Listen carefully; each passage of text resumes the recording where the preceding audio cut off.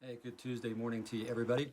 In our men's Bible study this morning, we were looking at Hebrews chapter 4, and there's just such an interesting verse of scripture in there that talks about us being able to approach God with confidence. In fact, it says this in verse 16.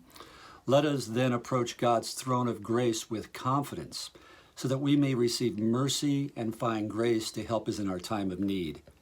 In that time of need, that time of distress, that time when we need God in our lives, we can have a confidence that we can approach God with our issues and He will be there for us.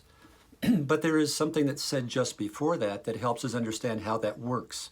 It says, therefore, since we have a great high priest who ascended into heaven, Jesus the Son of God, let us hold firmly to the faith that we profess. Faith plays a part. Our faith, what we believe, what God has said to us, the things that He has taught us, the things that His Word speaks to us about. We are to hold firmly to those things. And how do we do that? We do that by living in an abiding relationship with Him, where when we wake up in the morning, the first question we ask is, God, what do you want me to do today? You engage God. You ask His advice all day long. You pray to Him as often as you can. Every time a decision comes your way, you ask God to help you make that decision. You live within the context of God's presence at all times.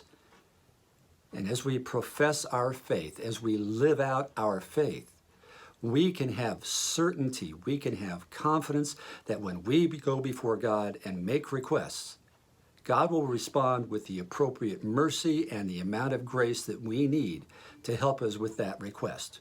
Doesn't mean He'll give us exactly what we're asking for or what we think the answer ought to be, but He will extend His mercy and grace to us when we make that request so that we can go through whatever it is we need to go through, decide whatever we need to decide, and He will be there to help guide us through that.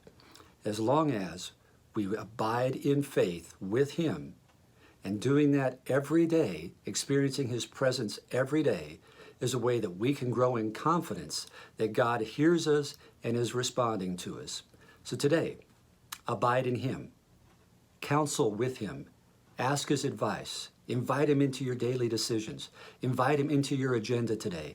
Make Him your priority today, and He will be there when you need Him. God bless you. Have a great day. Talk to you tomorrow.